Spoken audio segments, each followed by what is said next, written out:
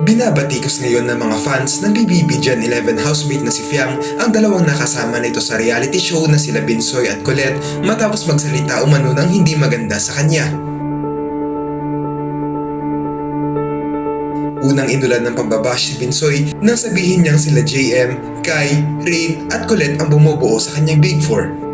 Hindi niya isinama si Fiang dahil ayon sa kanya, first week pa lang umano ng pagpasok nito ay wala naman talaga sa plano niyang makapasok sa Big Four dahil gusto niya lang makita kung hanggang saan ang aabuti niya sa karanasang ito. Ayon sa mga fans ni Fiang, tila two-face umano si Binsoy lalo pa tinuring siyang malapit na kaibigan nito. Dagdag pa ng iba, matagal na itong sinabi ni Fiang kaya't siguradong nagbago na ang pananaw niya rito. Alos sila sa limang natitira, alos deserving mo talaga maging Big Four. Pero meron ka bang bias? First week pa lang po talaga kay JM po talaga yung big winner. How about you, Jara? What's your vote for this? For me, all the big four for me are all the girls. Yeah, like you mentioned last week. Yes, girl power, abandon babae na. Kay Ate Colette. Unang-una. Si Fiang at si Rain po. So all girls ka din. Team girls, that's nice. How about Malalaman you? natin later on. Si JM daw parte. Yung sa Pero kung may big four ka, sino yung iba? JM, Rain, Kai, and Colette. Yan po. Why, if I may ask?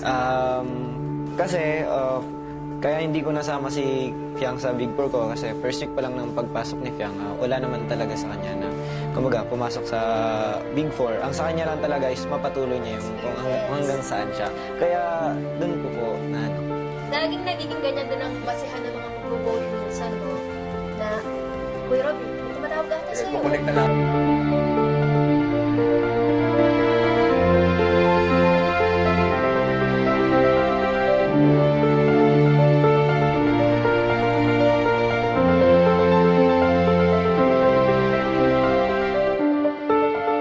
Kasunod ni Binsoy ay binatikos naman si Colette dahil sa sinabing mga salita kay Fiang nang siya na ang inanunsyong parte ng Big Four. Matatanda ang unang nabanggit na kasama sa Big Four ay si Rain na sinundan ni Colette, matapos nito ay si Fiang at ang huling napasama ay si Kai.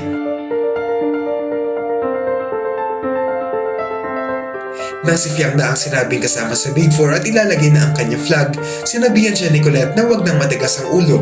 Sabay tanong na, anong natutunan mo? Ayon sa mga fans ni Fiang, nakaka-offend umano ang sinabing ito ni Colette dahil sa halip na hayaan niyang maging masaya si Fiang sa moment na ito ay nagsabi pa siya ng mga salita na nakaka-off sa national TV.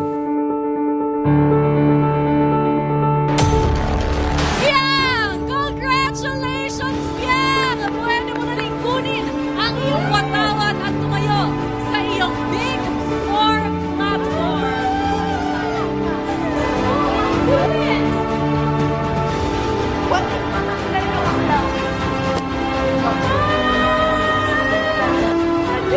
Huwag na mamigang ang ulo at nasihon. Huwag na mamigang ang ulo at nasihon. Ay, sorry kuya. Sobrang okay na bakla.